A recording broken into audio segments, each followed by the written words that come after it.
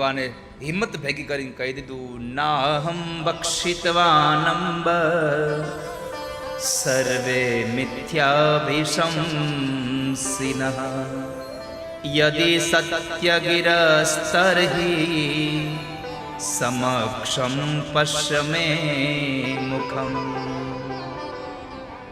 નાહમ બક્ષિતવાનંબ, મેં માટી નથી ખાધી. પણ પછી તો ભગવાનને માએ કીધું તારું મોઢું બતાવ. તે માટી ન ખાધી હોય તો ભગવાને મોઢું બતાવ્યું. ભગવાને 14 બ્રહ્માંડના દર્શન બીજી વાર માને પોતાના મુખારવિંદમાં કરાવ્યા. પણ માટી ખાવાના કારણો શું હતા? સૌથી પહેલું વાત હતું કે આ અવતારમાં ભગવાનને આ પૃથ્વીનું હિત કરવું હતું. એટલા માટે થઈ અને જ્યારે આપણે આપણું કલ્યાણ કરવું હોય ને તો દાન દેવું પડે, દાન આપવું જોઈએ.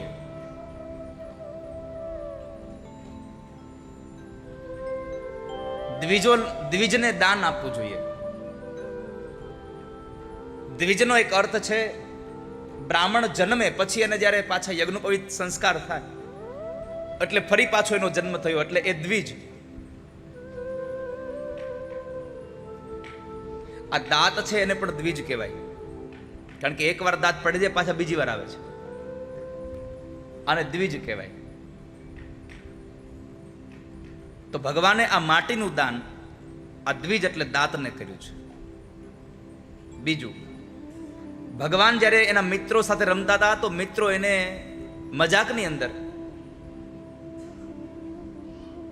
કોઈ એના માથામાં ટપલી મારે, કોઈ એની ચોટલી ખેંચે, કોઈ એને તુકારો કરે, કોઈ એનું ઉતરીય ખેંચી લે.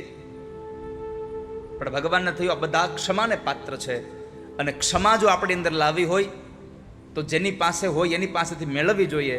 ક્ષમા એ ધરતીનો ગુણધર્મ છે એટલે પરમાત્માએ માટી લઈને પોતાના મુખારવિંદમાં મૂકી છે. બીજું, ભગવાને એક વાક્ય બહુ સરસ બોલ્યા છે, માં મેને માટી નહીં ખાઈ, મેને વ્રજ રજ ખાઈ હૈ. ભગવાનને થયું આ બધા ભક્તો વ્રજમાં આવી અને આ માટી મોઢામાં મૂકે છે તો લાવને જરાક જોવા દે એનો સ્વાદ કેવો છે.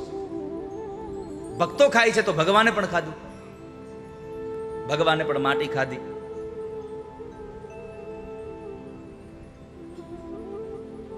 અને પછી ભગવાને જ્યારે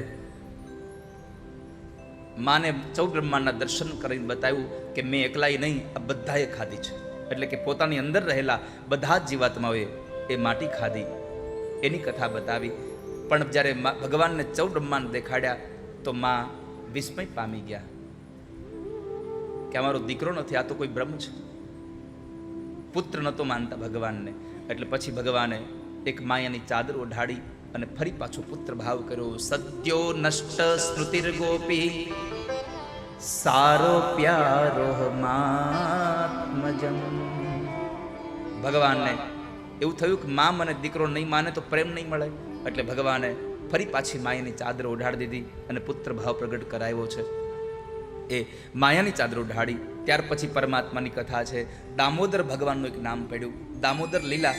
એટલે પરમાત્માએ માં યશોદા પાસેથી દૂધ માંગ્યું, પણ માં યશોદા દધી મંથન કરતા કરતા દૂધ ભગવાનને પીવડાવતા પીવડાવતા ચૂલાની ઉપર રહેલી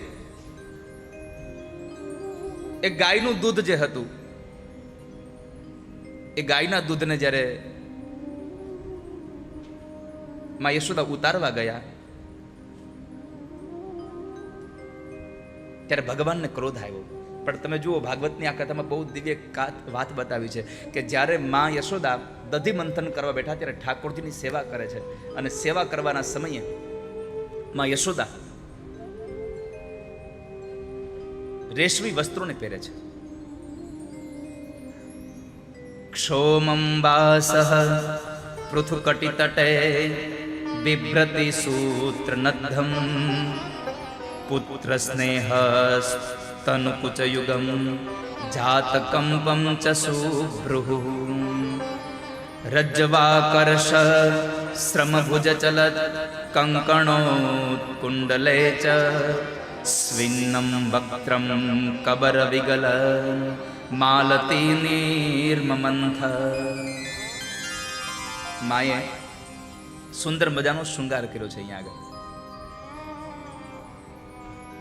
માએ પોતાના અંગો પર રેશમી વસ્ત્ર ધારણ કર્યું છે. આખું શરીર માનું આમથી તેમ ડોલતું હતું, કારણ કે માને થયું કે બધાના ઘરે માખણ ખાવા જાય છે, તો લાવને હું પણ એને માખણ બનાવું એના માટે. એટલે માં સવારમાં બધા દાસ દાસીઓને બીજા કામે લગાડી દઈ અને માં યશોદા પોતે ગોરસની ગોળી લઈ અને દધી મંથન કરવા બેઠા છે. અને આ સમયે માં યશોદા જ્યારે દધી મંથન કરતા હતા ત્યારે ગીત ગાતા હતા. યાની યાની ગીતાની તદબાલ ચરિતાની ચ દધી નિર્મંથને કાલે સ્મરંતિ તાન્ય ગાયત. માં દધી મંથન કરતા કરતા ભગવાનના ગીત ગાતા હતા. આનો એક ઉપદેશ આ સંસારના લોકોને આપ્યો કે તમે ગમે તે કામ કરો પણ મુખથી ભગવાનનું નામ લેતા રહેજો, તો તમારું કામ પણ ભક્તિમાં પરિવર્તિત થઈ જશે. માં યશોદાના કાનના કુંડળ ઝૂલી રહ્યા છે, હાથના કંકણ છે એ ગુંજારવ કરી રહ્યા છે.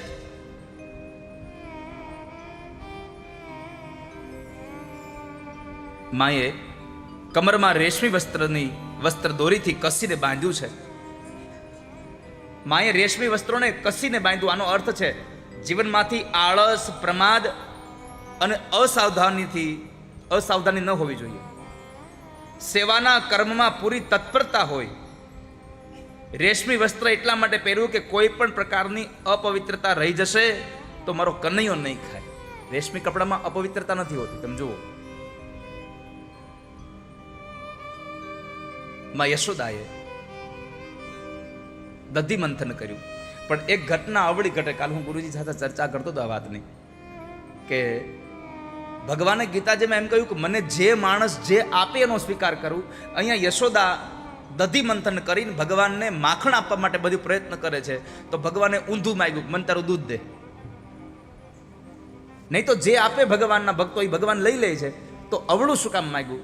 પણ પરમાત્માએ કહ્યું કે મને વધારે ઈ ગમે છે કે તમે મહેનત કરીને આપો, એના કરતા તમારામાંથી પ્રેમથી જે આપોઆપ નીકળી જાય ને એ પેલા મને આપી દો.